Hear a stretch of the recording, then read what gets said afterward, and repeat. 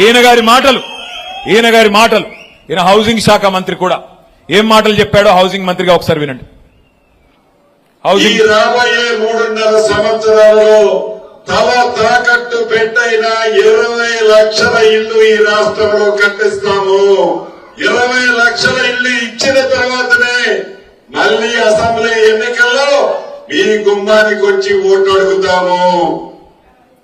20 లక్షల ఇళ్లు కట్టిస్తాము, కట్టించినాకనే మీ గుమ్మానికి వచ్చి ఓట్లు అడుగుతాం. సగం సినిమా అయిపోయింది కదా. మరి కట్టాడా 10 లక్షల ఇళ్లు? దమ్ముందా పొంగులేటి గారు? 20 లక్షల ఇండ్లు కడితేనే ఓటు అడుగుతా అన్నావు కదా, ఆ మాట మీద నిలబడే సత్తా ఉందా అని నేను పాలేరు వేదికగా అడుగుతా ఉన్నా. దమ్ముంటే స్పందించమని చెప్పి కోరుతా ఉన్నా. 20 లక్షల ఇండ్లు కడతా అని చెప్పి చెప్పాడు. మరి 20 లక్షల ఇండ్లు ఆయన రాఘవ కన్స్ట్రక్షన్ కడుతుందో లేకపోతే ఈయన గారు కడతారో ప్రభుత్వం కడతాదో నాకైతే తెలియదు. ఎందుకంటే హైదరాబాద్ లో ఎక్కడ చూసినా భూములు లాక్కోవడం, నడుస్తున్న ప్రాజెక్టులు లాక్కోవడం. మరి ఆ 20 లక్షల ఇండ్లు ఏమన్నా సొంత ఆస్తులు అనుకుంటున్నాడా, సొంత కంపెనీతో కట్టిద్దాం అనుకుంటున్నాడా నాకైతే తెలియదు.